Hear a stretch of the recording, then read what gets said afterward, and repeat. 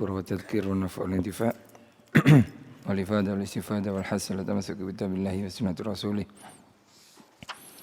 ابتغاء وجهه وقربه وثوابه إلى حضرة سيدنا شفيعنا رسول الله محمد بن عبد الله صلى الله عليه وسلم من أجله بالمشاتر وإلى أرواح والدينا ووالديكم وأمواتنا وأمواتكم وأموات المسلمين عامة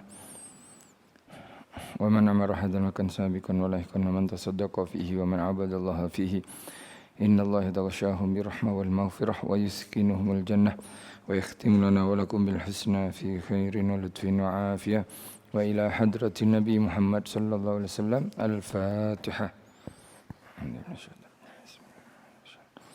بسم الله الرحمن الرحيم الحمد لله رب العالمين إياك نعبد وإياك نستعين صراط الذين أنعمت عليهم غير المغضوب عليهم ولا الضالين آمين.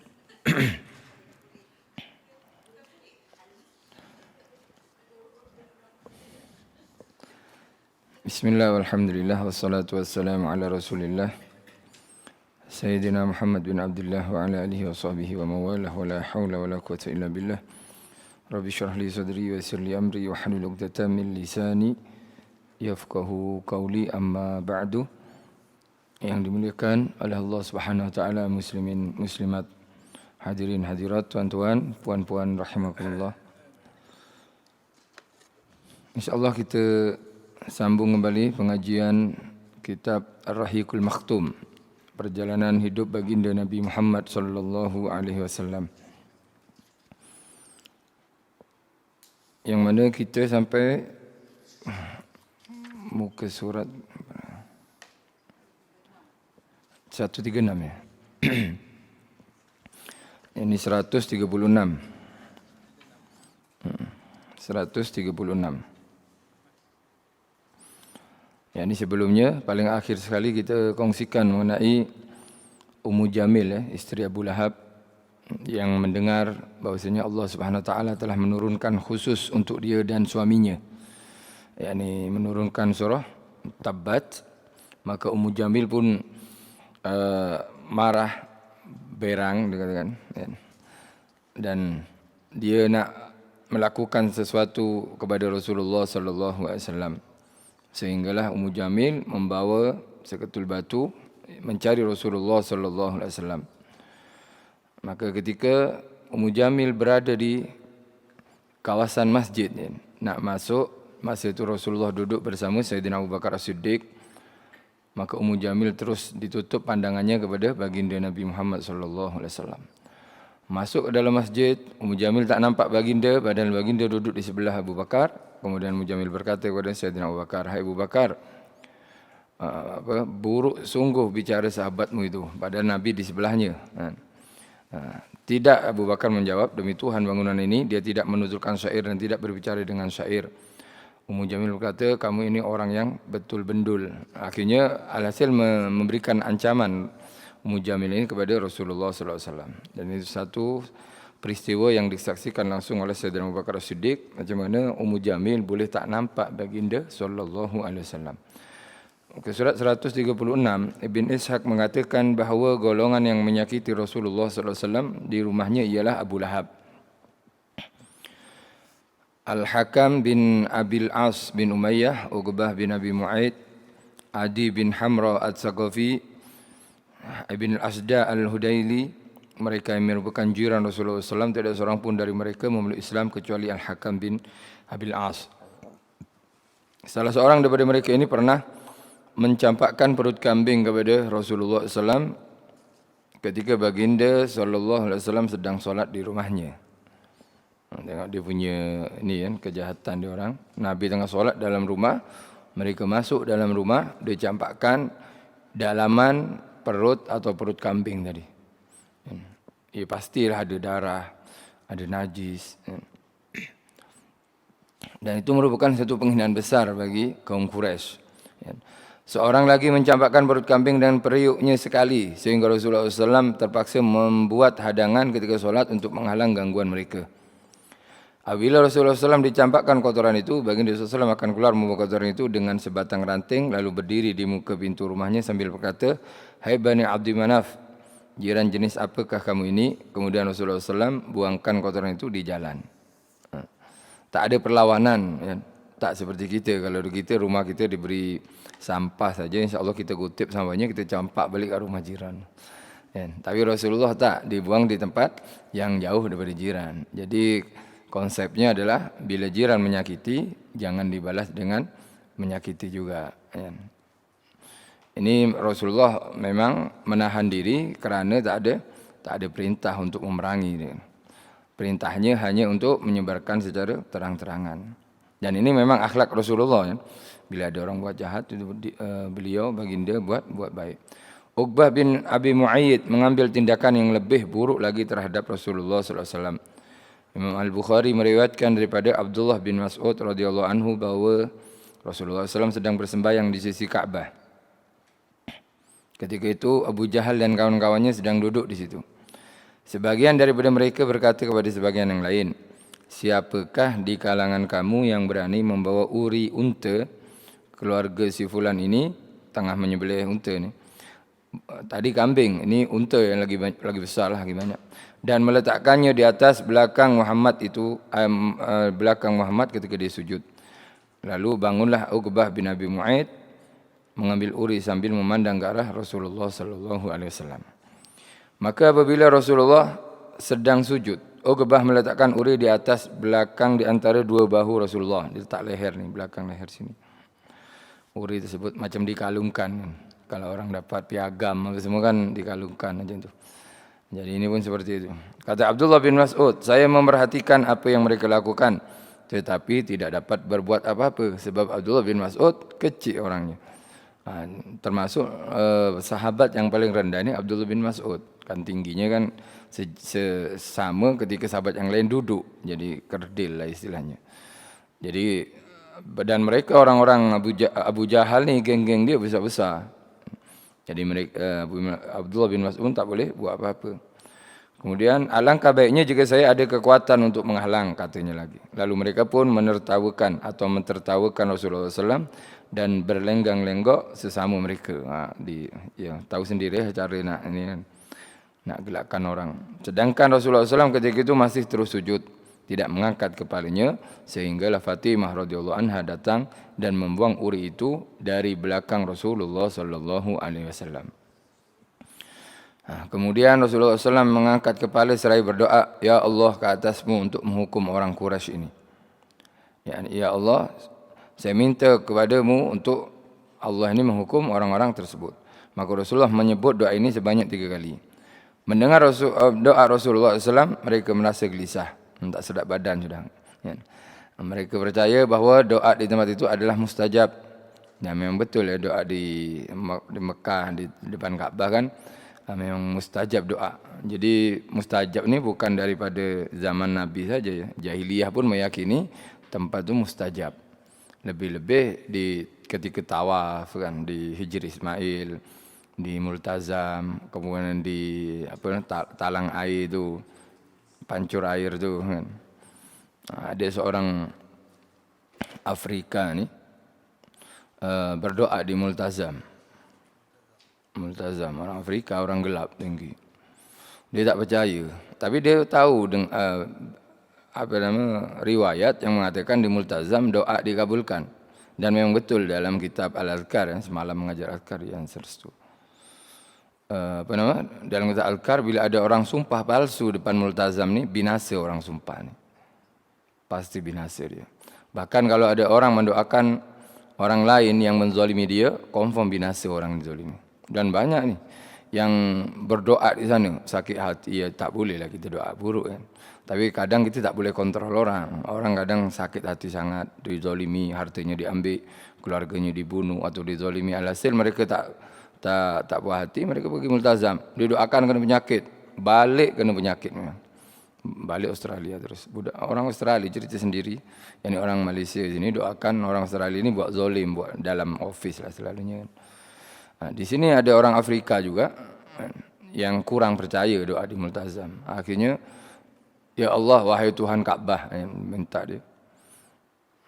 Kalau memang dikabulkan doa ini, tolong kawinkan saya dengan dia. Ditunjuk seorang perempuan cantik sebelah dia. Kawinkan dengan dia saja. Jadi dia tak faham di belakang perempuan ni ada suaminya. Kemudian si istri tengok aja nih. Tengok orang hitam kan, orang Afrika. Nunjuk-nunjuk aja nih. Jadi dia merasa limas lah. Ya Allah, dia telah menunjuk aku, tolong potong jarinya. Doa nih, saling perang doa. Ya. Akhirnya baliklah dua-dua ni, ya balik ke negara masing-masing. Subhanallah, orang Afrika ini bekerja. Akhirnya dia bekerja kat luar negara, jadi foreigner macam tu. Bekerja satu kilang. Ya. Satu kilang, kemudian tengah bekerja tu jadilah satu kemalangan. Tangan dia ketika tak tahu kerja apa tebu ke gula ke kan. Kayak masukkan tebu apa semua. Masuk dia punya tangan, habis dia punya ini. Jari dia. Subhanallah, doa dia kabul. Nah, istilahnya doa perempuan ini dah kabul kan, dimakbulkan oleh Allah Subhanahu wa taala. Nah, kemudian tak tahunya owner atau apa nama CEO apa CEO founder apa kilang ini ya, milik suami istri tadi. Milik suami istri tadi. Allah hantar macam tu. Gaduh dua orang. Gaduh suami istri tadi, akhirnya geram suaminya ditalak 3. Talak 3, nak ada yang menghalalkan. Akhirnya apa? Suaminya ambil pekerja dia, lalas sekali jatuh yang tak ada tangan tadi. Yang tangan Afrika. Kahwin dua orang. Jadi doa di sana mustajab lah. Oleh itu kalau kita pergi Mekah Madinah, jangan fikir apa-apa sudah. Doa, cari tempat-tempat. Ada 15 tempat kan yang dimakbulkan di Mekah Madinah ini. Di sana memang kita kena berdoa betul-betul. Husnul khotimah anak kita. Semuanya lah kita doakan. Di barzah kita dia dikabulkan oleh Allah Subhanahu wa taala. Kalau setakat jodoh insya-Allah mudah di sana. Tapi janganlah tunjuk istri orang, bahaya nanti. Ini tunjuk istri orang nanti gaduh orang lain. Memang dikabulkan. Dan mereka ni Quraisy ini ketika Nabi berdoa di tempat seperti ini, mereka pun takut juga. Maka Rasulullah SAW berdoa sambil menyebut nama-nama mereka. Disebut lagi lah, disebut seorang-seorang ni. Ya Allah ke atasmu, yakni kepadamu ya Allah celakakan Abu Jahal. Ke atasmu untuk menghukum Utbah bin Rabi'ah. Ini semua tak masuk Islam sudah. Syaibah bin Rabi'ah, Khalid bin Walid ni Al-Walid bin Utbah, Umayyah bin Khalaf, Uqbah bin Abi Mu'aid. Rasulullah menyebut sebanyak 7 nama tetapi tidak dihafal oleh perawinya. Berkata Abdullah bin Mas'ud, demi diriku yang dalam kekuasaannya, aku telah melihat mereka semua yang dihitung oleh Rasulullah SAW itu menjadi korban dalam perigi buruk, yaitu perigi buruk dalam perang Badar. Semuanya mati. Lalu ketika mereka tahu didoakan oleh Rasulullah, mereka berhenti menzalimi Rasulullah. Gelak mereka berhenti terus.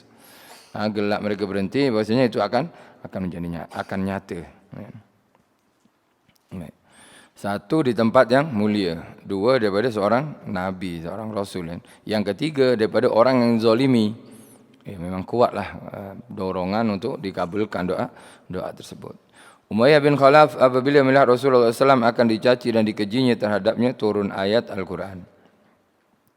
Wailul likulli humazatil lumazah. Maksudnya kecelakaan, wail, celaka, binasa. Kecelakaan besar bagi tiap-tiap pencaci, pengeji. Al-Humazah. Ibn Hisham berkata, Lumazah ialah orang yang mengherdik seseorang secara terbuka sambil mengenyit matanya. Yang memakan mata. Al-Lumazah ialah orang yang mengaibkan orang lain secara berahsia tetapi menyakitkan mereka. Ini arti daripada Ibn Hisham ya. Al-Lumazah menurut Ibn Hisham.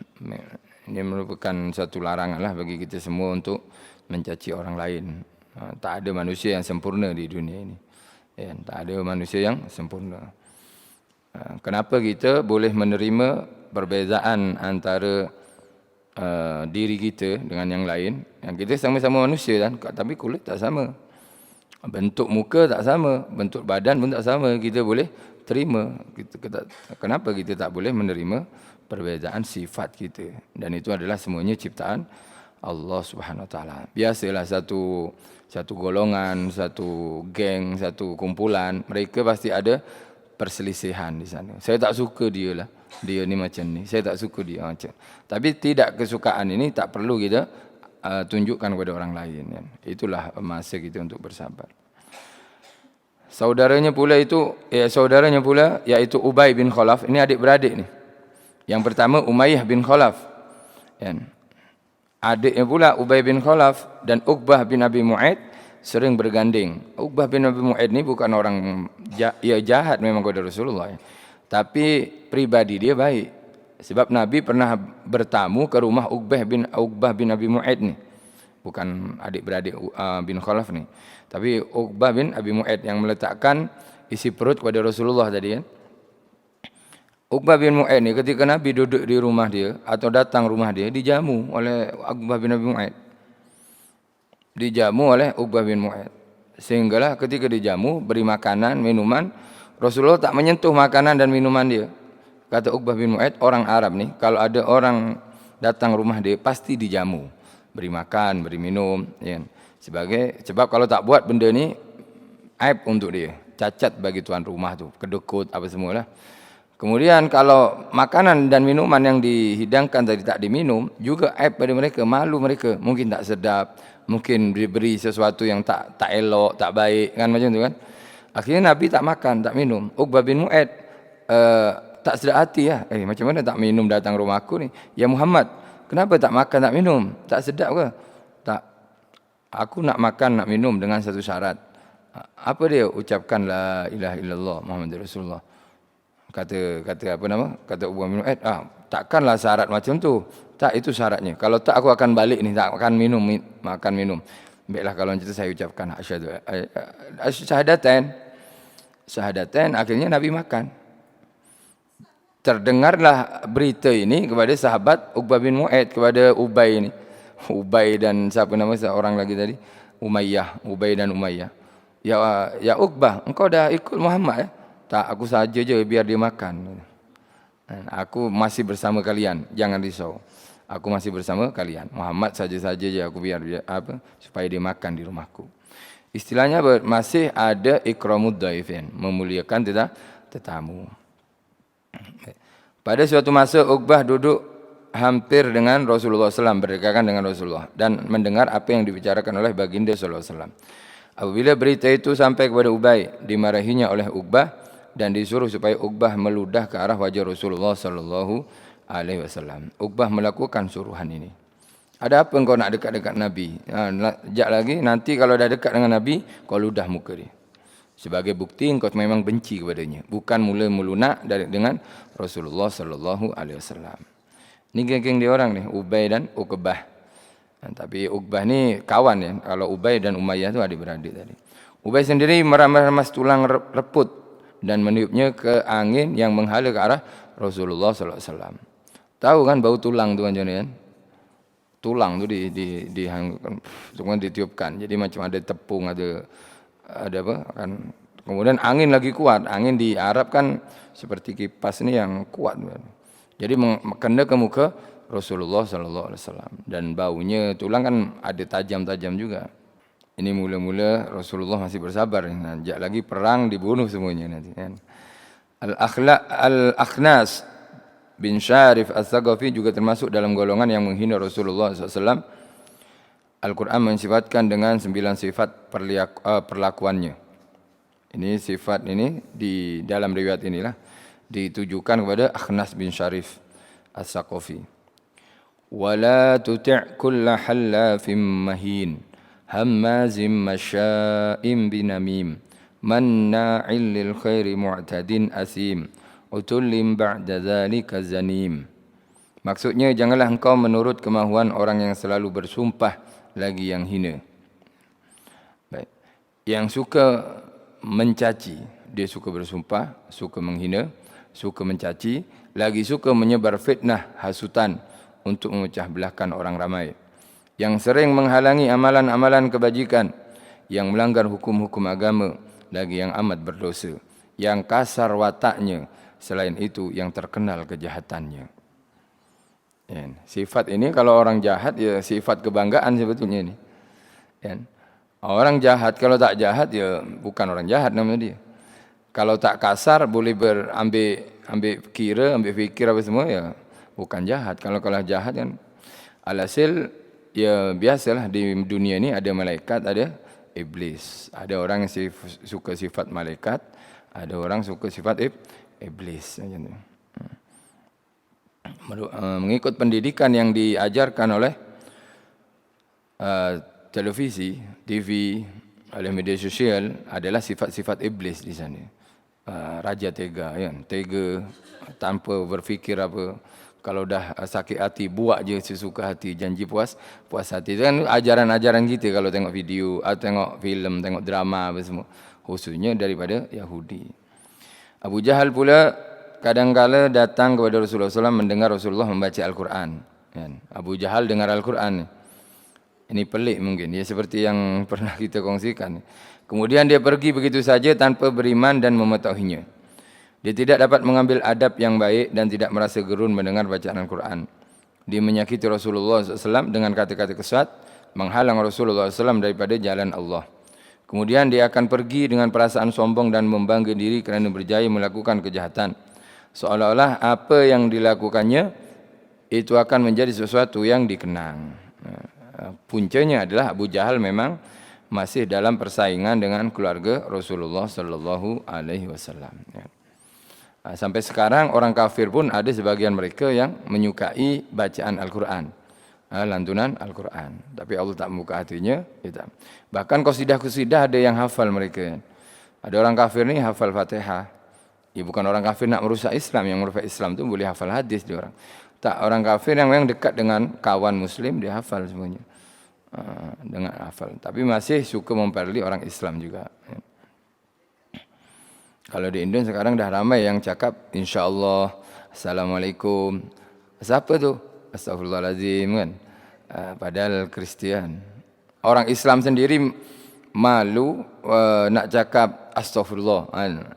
Ini orang Kristen pula baca. Assalamualaikum kan. Insya-Allah.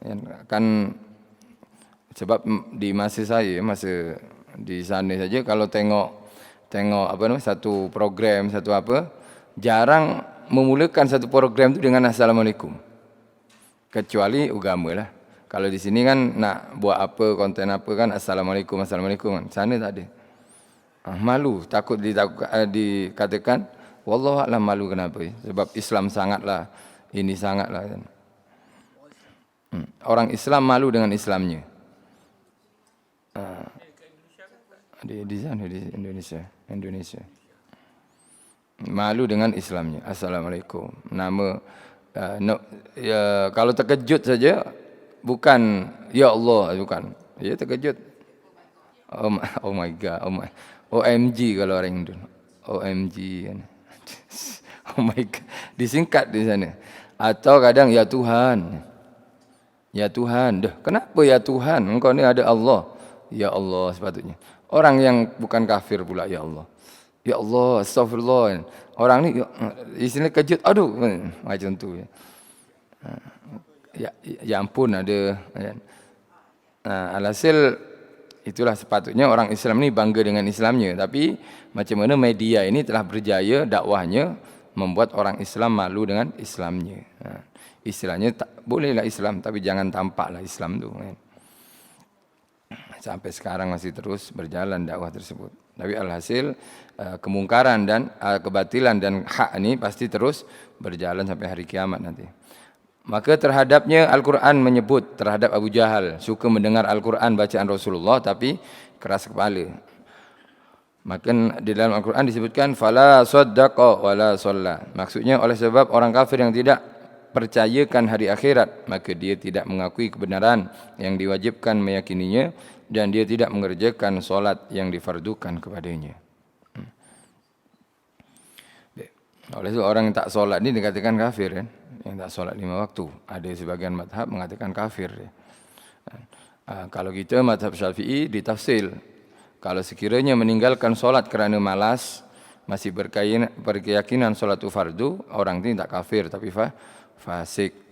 Tapi bila dia tak melakukan solat, tak melaksanakan solat sebab solat dah tak wajib kepadanya, orang ni kafir. Orang ni murtad. Masalahnya apa? Masalahnya bila berlaku pada seorang suami yang beristrikan perempuan. Atau perempuan Iyalah. Atau perempuan yang menjadi istri pada seorang lelaki suami. Si perempuan berkata, wahai suaminya cakap dengan dia, "Dek, solatlah dek. Yang solat yang apa tak wajib solat dengan kepada saya ni. Saya dah tak wajib solat lah." Kenapa yang? Uzur saya. Oh betul tak wajib pada dia. Pandai dia. Kalau uzur kan tak wajib kan. Tapi kalau dia tak ada uzur, tak ada apa, kemudian cakap macam tu, ya murtad. Kalau dah murtad apa? Otomatik pisah. Otomatik perkawinan tu tak boleh diteruskan sudah. Sebab kenapa? Sebab sudah lain agama. Kalau dua-dua macam mana? Dua-dua lagi lah. Dua-dua. Sebelah 12. Antara suami isteri. Ya lagi lah tak ini.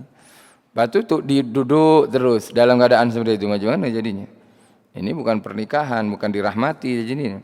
Dilaknati. Sebab kenapa? Perzinahan. Kalau pernikahan sudah tak sah. Ya, tak ada kata pernikahan. Nak kata apa lagi? Ya perbuatan dosa nantinya. Itu yang ditakutkan. Dan sebagian sekarang tengok ada sebagian aliran ya. Aliran ini memang mereka tak solat sudah. Tak solat Jumat, tak solat. Kan ada kan? Baca cukup baca solawat. Ada baca qasidah tu. Saya pun tak tahu qasidah tu macam mana. Dibaca qasidah seperti maulid. Lepas baca maulid malam Jumat. Lepas tu esok tak payah solat lah. Jumat tak payah solat. Tak wajib sudah. Sebab qasidah ini cukup untuk menggugurkan kewajiban. Hukum dari mana? Dan ini ada sampai sekarang. Ya, ada di negara kita, di negara ini. Tapi ajaran sesat lah. Itu yang jaiz masih mencari mereka ini. Alhasil bila ada ajaran mengajarkan ajaran yang bercanggah dengan syariat Rasulullah SAW, ya kita tak perlu ikut lah. Sebab alhamdulillah. Tapi yang bahaya anak-anak kita kan. Anak-anak kita. Dikatakan dia menghalang Rasulullah SAW daripada mendirikan solat sejak kali pertama dia melihat Rasulullah SAW bersembahyang di dalam Masjidil Haram. Ada suatu ketika dia lalu berhampiran Rasulullah SAW. Ketika ini sedang solat berhampiran makam Ibrahim. Lalu berkata, makam Ibrahim maknanya makam ni tempat berdiri ya, bukan kubur. Makam kubur ya boleh juga dikatakan makam. Tapi makam ini berbeda kalimat koma yakumu ya. Magoman koma yakumu iman atau goman itu berdiri. Tempat berdirinya Nabi Ibrahim ketika nak bina Ka'bah dulu. Sedang solat berhampiran makam Ibrahim lalu berkata, "Hai Muhammad, bukankah aku larang kamu melakukan perbuatan ini?" Lalu dia mengancam Rasulullah SAW. Lalu Rasulullah berkeras dan mengherdik kembali kepadanya. Abu Jahal berkata lagi, yakni melawan Abu Jahal ni. Abu Jahal berkata lagi, "Hai Muhammad, kamu mau mengancam aku dengan apa?" "Demi Allah, aku adalah orang paling ramai pengikut di lembah ini," kata Abu Jahal lah, dia penguasa kan. Baik. Kenapa dia bersumpah demi Allah? Ya memang mereka meyakini pemilik Ka'bah namanya Allah. Tuhan Ka'bah namanya Allah. Tapi mereka membuat Tuhan selain Allah, menyekutukan, mensyirikkan Allah SWT. Lalu turunlah ayat Al-Quran, "Faliyad'u nadiyah." Maksudnya, maka biarlah dia memanggil kumpulannya untuk menyelamatkannya. Dalam satu riwayat yang lain menyebut bahawa Rasulullah SAW mencekak leher Abu Lahab sambil mengguncangnya dan berkata seperti dalam Al-Quran, "Aula laka fa'aula, summa aula laka fa'aula." Maksudnya, wahai orang kafir, kecelakaan sudah dekat kepadamu. Sudah dekat kepadamu, kemudian api nerakalah lebih layak bagimu, lebih layak. Surah Al-Qiyamah. Lalu berkatalah seteru Allah itu, "Adakah engkau hendak mengancamku, wahai Muhammad? Demi Allah, kamu dan Tuhanmu tidak akan mampu barang sedikit pun, kerana aku ini orang yang termulia dalam kalangan mereka yang berjalan antara dua bukit Makkah." Kuasalah, berkuasa masa tersebut. Abu Jahal masih tidak serik disergah oleh Rasulullah SAW. Malah kebenciannya makin bertambah-tambah setelah itu. Muslim, yakni Imam Muslim, mengeluarkan hadis yang diriwayatkan daripada Abu Hurairah radhiyallahu anhu, katanya berkata Abu Jahal, "Adakah Muhammad menyembamkan mukanya ke tanah bersujud di hadapan kamu?" Lalu jawab, "Ya." Dia berkata, "Demi Lata dan Uzza, kalau aku lihatnya, aku akan pijak tengkuknya dan aku sodokkan mukanya ke tanah." Ini sumpah Abu Jahal. Kalau aku nampak Muhammad lagi sujud, aku pijak kepala dia. Muka dia aku sodokkan ke tanah dia kata. Kemudian dia pun datang kepada Rasulullah SAW ketika baginda sedang bersembayang. Dan kemudian Abu Jahal nampak baginda solat. Tapi di sini kekuasaan Allah berlaku. Ketika Nabi solat, ternampak oleh Abu Jahal nak mendekat Rasulullah. Sebelum itu dia mendakwa akan memijak leher Rasulullah. Tetapi yang mengejutkan mereka ialah apabila dia lari berpatah balik sambil berlindung dengan kedua tangan-tangannya. Berlindung macam ni, ketakutan macam. Jadi dia datang ke arah baginda Nabi, nak pijak kononnya, tak sampai kepada baginda Nabi, dia patah balik dengan lari dengan takut macam. Tolong takut. Yakni berlindung dengan kedua tangannya. Mereka pun bertanya, apa kena dengan kamu ini hai Abul Hakam? Ya Abu Jahal ya. Jawabnya, antara aku dengan Muhammad itu ada parit api dan mereka yang bersayap, malaikat lah. Ada malaikat, ada parit di sini. Lalu Rasulullah bersabda, kalau dia hampiri aku, niscaya para malaikat akan merentap anggota tubuhnya satu persatu. Takut kan orang takut macam ni. Ini berlaku kepada Abu Jahal. Tapi walaupun macam ni, mereka tak beriman juga ya. Abu Jahal sampai mati, mana Abu Jahal ya Abu Jahal sudah. Padahal nampak satu kebesaran yang ditunjukkan oleh Allah Subhanahu Wa Taala kepada baginda Nabi ini. Penindasan ini tapi bukan bermakna Abu Jahal tak berjaya memukul Nabi. Di tempat lain, di waktu yang lain, Abu Jahal pun berjaya memukul Nabi juga. Memukul Rasulullah SAW. Maka penindasan ini dilakukan terhadap Rasulullah, sedangkan baginda SAW seorang yang berpribadi unggul, diagung-agungkan dan dimuliakan dalam kalangan masyarakat. Di samping itu Rasulullah SAW berada dalam perlindungan Abu Talib, seorang tokoh besar yang dihormati di Mekah. Maka betapalah halnya dengan orang Islam yang lain, terutama golongan yang lemah, sudah tentulah tindakan ke atas mereka lebih keras dan pahit untuk ditanggung. Pada masa yang sama, semua kabilah bertindak menyiksa ahli kabilah mereka yang menganut agama Islam dengan berbagai-bagai bentuk penyiksaan. Orang Islam yang tidak mempunyai kabilah akan disiksa oleh tuan-tuan mereka. Bila hamba saya iman masuk Islam, disiksa oleh tuan-tuannya. Dengan berbagai-bagai bentuk penindasan yang tidak tergamak untuk diingati oleh hati orang yang sabar. Apabila Abu Jahal mendengar seorang lelaki terhormat dan mendapat perlindungan mulut Islam, maka dia akan mengherdiknya dan mengancam bahawa orang itu akan menerima padah yang buruk sama ada pada harta atau kedudukannya. Jika yang memeluk Islam itu ialah orang yang lemah, maka dia akan memukul dan menyakitinya. Sifat ini sampai sekarang kan. Sampai sekarang. Bapa saudara Utsman bin Affan pernah membungkusnya dalam tikar jalinan daun kurma. Bapa saudara Utsman bin Affan pernah membungkusnya dalam tikar jalinan daun kurma, kemudian menyalakan api di bawahnya dan disalainya, dimasak salai. Ya, ini hambanya lah. Ya. Apabila ibu Mus'ab bin Umair kan ini masyhur kan. Apabila ibu Mus'ab tahu bahawa Mus'ab bin Umair memeluk Islam, dia tidak membenarkan Mus'ab mendapat makanan dan mengusirnya keluar dari rumah. Sedangkan Mus'ab sebelum itu adalah seorang yang hidup mewah. Akibat kulit tubuh Mus'ab kelihatan mengelupas seperti kulit ular. Mus'ab ini anak orang kaya, tapi ibunya tak setuju dia masuk Islam. Akhirnya tapi walaupun dia telah hilang, tak duduk di rumah mewahnya, tak ada layanan orang-orang kaya ni, dia masih memeluk Islam seterusnya sampai dia ialah tersiksalah kehidupannya. Sampai dikatakan mengelupas kulitnya seperti kulit ular. Bilal, ini cerita-cerita tentang selain Rasulullah, orang-orang Islam selain baginda Nabi yang disiksa oleh kafir Quraisy. Jadi ada sahabat yang dibakar hidup-hidup kan, dibuat salai. Kemudian Bilal ialah hamba kepada Umayyah bin Khalaf al-Jumahi. Umayyah adik-beradik Ubay tadi, Ubay bin Khalaf. Apabila tahu Bilal telah memeluk Islam, Umayyah mengikat tali di leher Bilal, diikat talinya. Kemudian menyerahkannya kepada kanak-kanak untuk digiring ke bukit-bukit di Mekah sehingga nampak kesan tali di leher tersebut. Buat mainan, ditarik. Kalau mainan budak sini kan mainan kereta, tarik. Ini Bilal buat mainan. Kemudian Umayyah pernah mengikat kemudian memukul Bilal dengan tongkat. Bilal pernah dipaksa duduk di tengah panas dan dipaksa berlapar.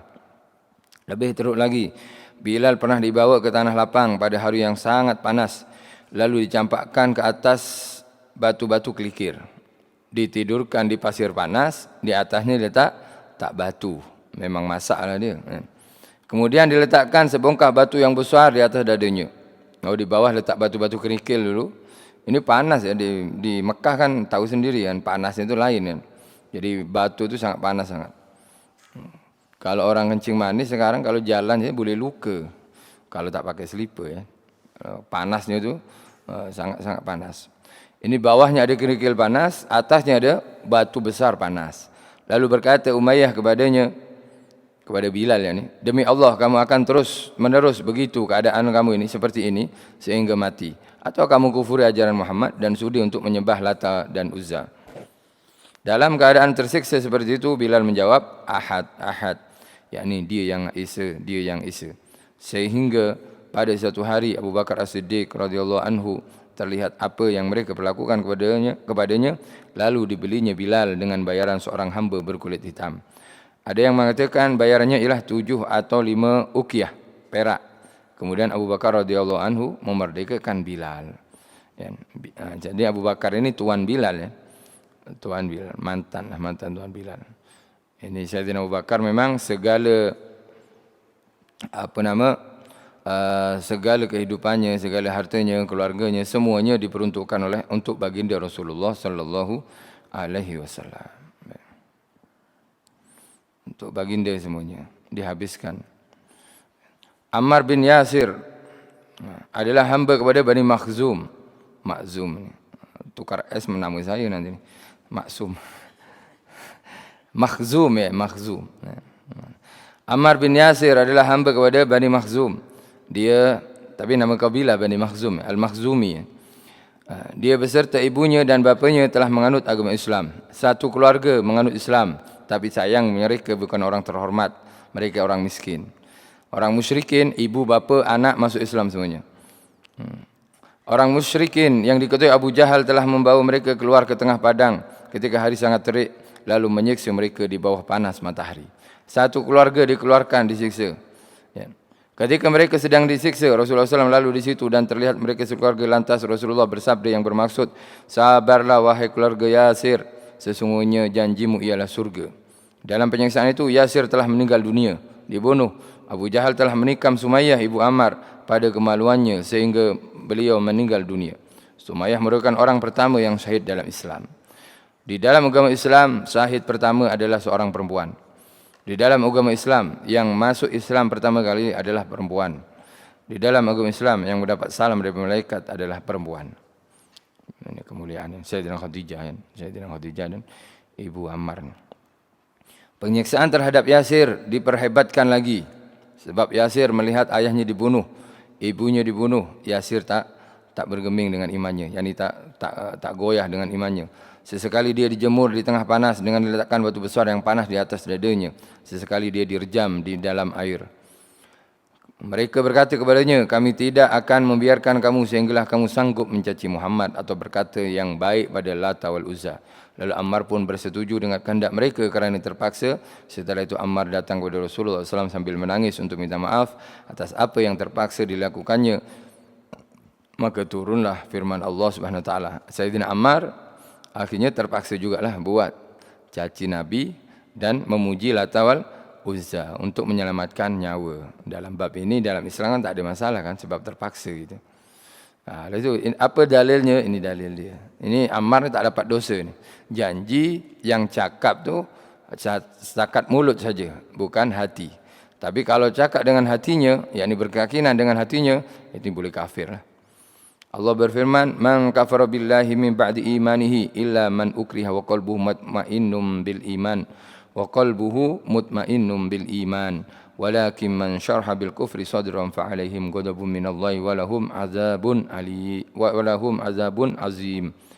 Maksudnya sesiapa yang kufur kepada Allah sesudah dia beriman, yakni murtad, maka baginya kemurkaan dan azab daripada Allah, kecuali orang yang dipaksa sedangkan hatinya tetap tenang dengan iman. Tetapi sesiapa yang terbuka hatinya menerima kufur, maka atas mereka tertimpa kemurkaan daripada Allah dan mereka pula beroleh azab yang besar. Di sini Rasulullah SAW terus mengucapkan firman ini kepada Ammar bin Yasir, sehingga Ammar merasa tenang, tak ada dosa untuknya sebab dia dalam keadaan terpaksa.